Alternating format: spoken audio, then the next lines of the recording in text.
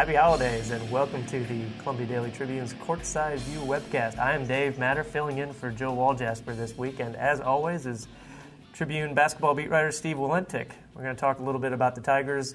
Last week, their victory over Arkansas Pine Bluff, and much bigger game this week, Illinois and the Bragging Rights game Wednesday night in St. Louis.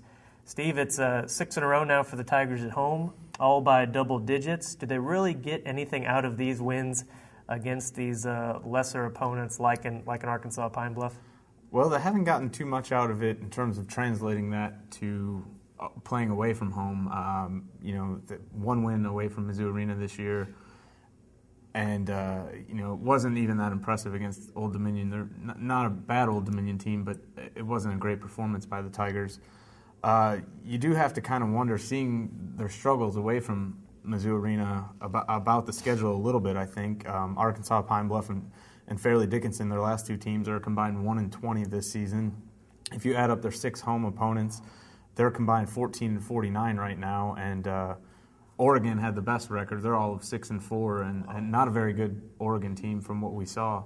So I do think you have to wonder how much value there is in getting all these double-digit coasting to all these huge victories.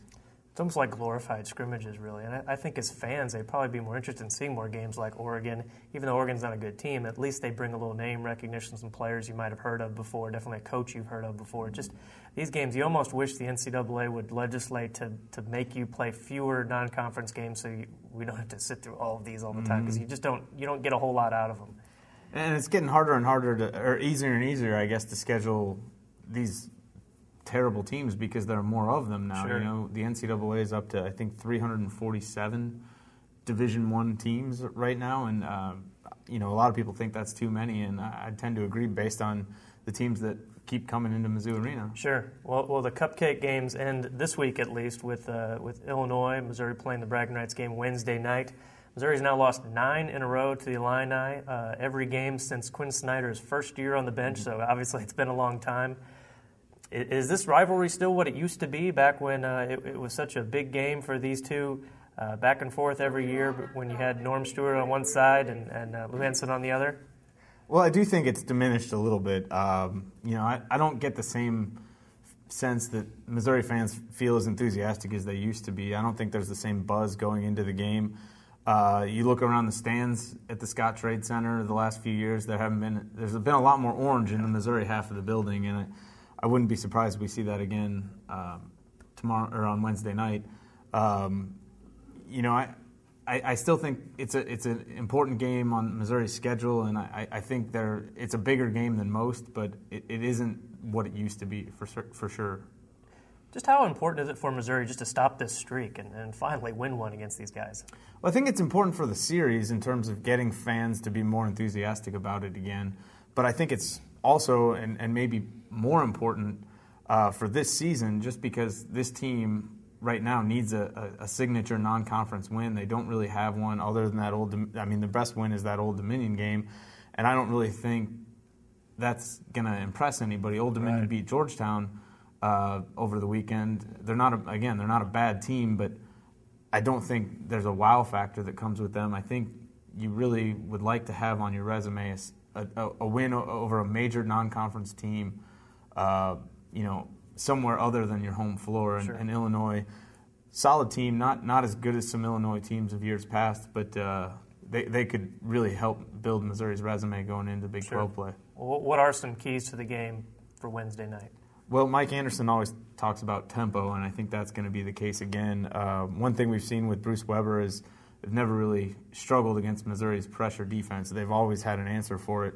I think that could be different this year because Illinois lost Trent Meacham and Chester Frazier, who did such a good job of handling the ball the last few years. There's a lot of pressure on Dimitri McCamey from Illinois to handle the press, to break the press. He's playing with 2 freshman guards alongside him, and Illinois struggled against Vanderbilt for a stretch when he was off the floor, turning the ball over. They've been pretty good overall for the year of not making those kind of mistakes, but I think if Missouri could rattle McCamey or get him off the floor, that could be a big help to Missouri in terms of dictating tempo. Rebounding is going to be big. It usually is in this game, and Illinois has got one of the bigger front lines the Tigers have seen so far. Mike Tisdale and Mike Davis do a pretty good job on the glass. They were out-rebounded against Georgia over the weekend in their loss, but Davis is pretty prolific on the boards, is averaging 9.5 a game, and in the past they've had a lot of success getting easy baskets off of putbacks and things like that, so that'll be a big key. And I think Missouri, kind of like they did 10 years ago when they won this game, is going to need to make a lot of threes. That's been what they've done well to this point this season. They're shooting 41% from three-point range as a team, and we could see a kind of a repeat of when Clarence Gilbert and Keon Dooling 10 years ago were making a lot of threes, and that was the difference in the game. If Missouri can get hot from beyond the arc, I think they have a shot. Yeah. It's amazing to reference the last win as 10 years ago. A full decade has gone by. That's unbelievable. All right, some shot clock questions here. We're going to try to get these in under 35 seconds or less. 3 Big 12 teams in the top 12 right now. You got Kansas, Texas, K-State at number 12. 2 more in the top 25, Texas A&M and Texas Tech. Is this the best the league has been? I'd say absolutely yes. Not just the 2 teams at the top, but there's depth throughout this conference. I think is easily the best conference in the country and definitely the best the Big 12's ever been. All right. On Sunday, Missouri takes on Austin Peay. Any concerns for a loss there at the Tigers? Well, they're tougher than some of the other teams that have come into Mizzou Arena, and they've played a good schedule, but they're only 7-5. I think Missouri figures out how to handle another opponent at home. All right. Lastly, what does Missouri's record in the non-conference portion of the schedule end up being this year? I think it's going to depend on what happens Wednesday night. I think if Missouri beats Illinois, they can go 12-3. I see them winning out at home.